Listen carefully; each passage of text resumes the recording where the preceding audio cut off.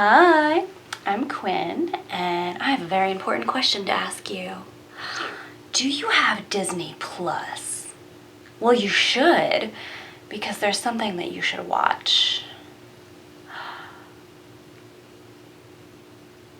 That's right. If you have Disney Plus, you should watch Togo! You should watch Togo! That's Togo on Disney Plus. Yes, the child has spoken. You should watch Togo on Disney Plus. So this is a fantastic movie, and it came out last month. Happy New Year, by the way. It stars one of my favorite actors, Willem Dafoe. And I'm not gonna lie, I've had a crush on him for a very long time, since I was like young. So like Spider-Man, I guess. I know that's not the reason to watch the movie, but it did get my attention. Other than him being in it, it's based on a true story. It's about the 1925 serum run in Alaska, which it happened when there was a diphtheria outbreak. So basically this town in Alaska, everybody was getting really sick, and there was a really, really bad storm, and so there was no way for this town to get this medicine unless it was through dog sled. And the mushers and their team of dogs. So they have this relay so a bunch of different mushers and their dogs work together, like, to get from Nanana to Nome, Alaska, and it's just terrible. Like, some of the animals die, and if they hadn't all worked together, then this town would have probably all died from a terrible, terrible illness. So that's the beginning of the story. Like, it starts off where you find this out, and it's mainly about this musher named Sepala and his lead dog Togo, and it's the journey that they have to go through with the rest of the team, meeting up with the other groups to get the medicine through. And Togo and Sepala, like, their team is the one that did most of the work. And they went through, like, the hardest, most difficult part of the journey through it. And, one of the most spectacular things about it is that Togo was really old. He was about 12 years old, and that's really old for a dog.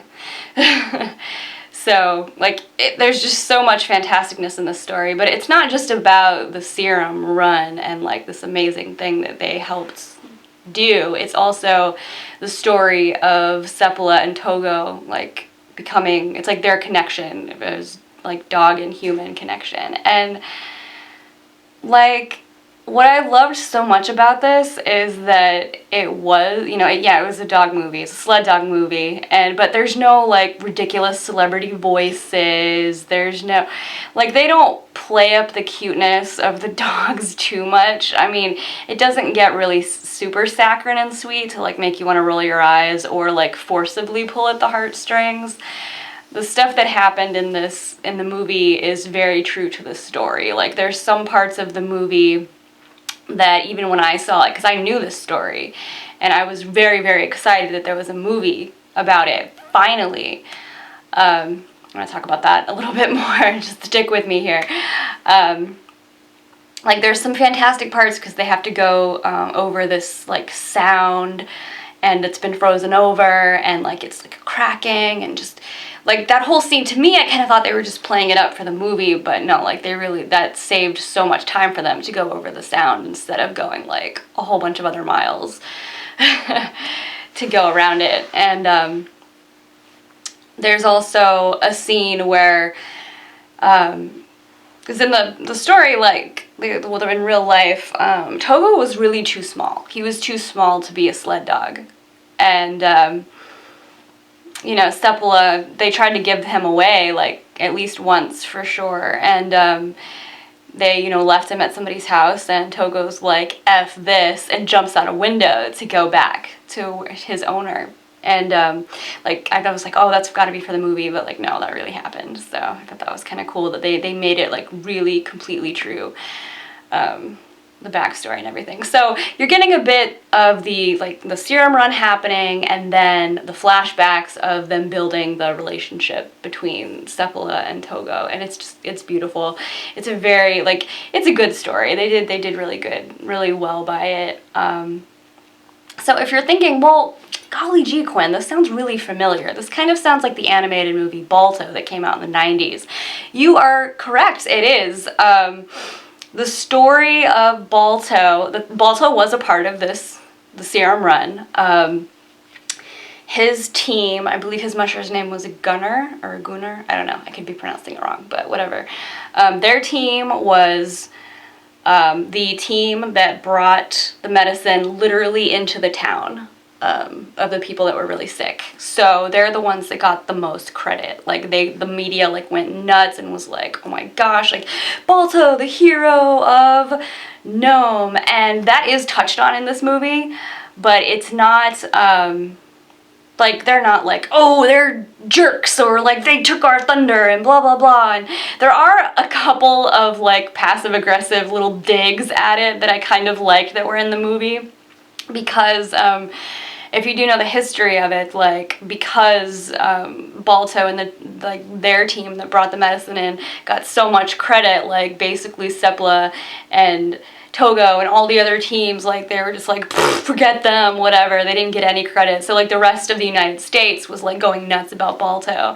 And Balto, there is a statue of Balto in New York, but there is a statue of Togo.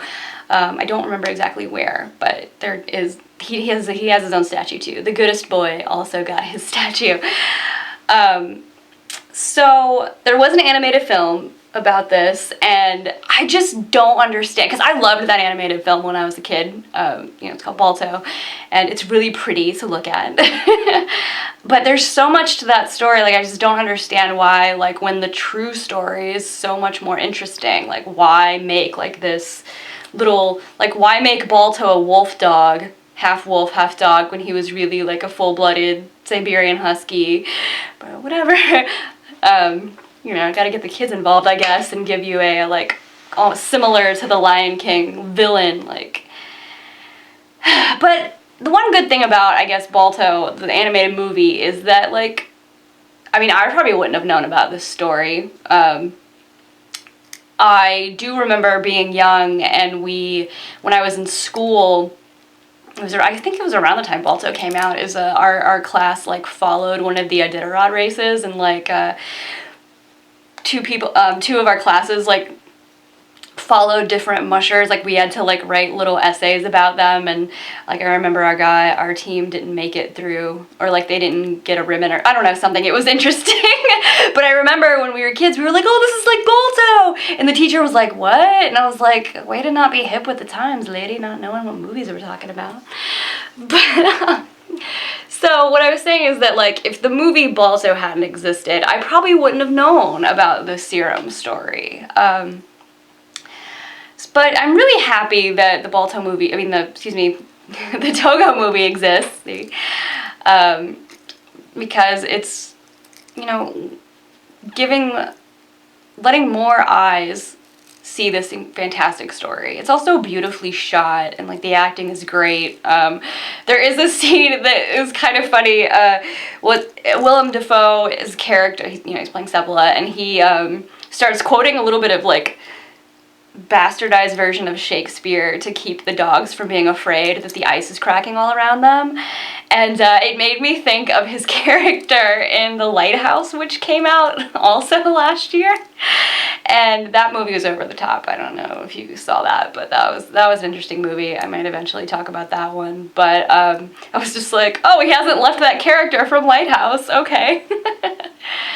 But it's a great movie. I really recommend checking out Togo. If you have Disney Plus, you should definitely watch Togo.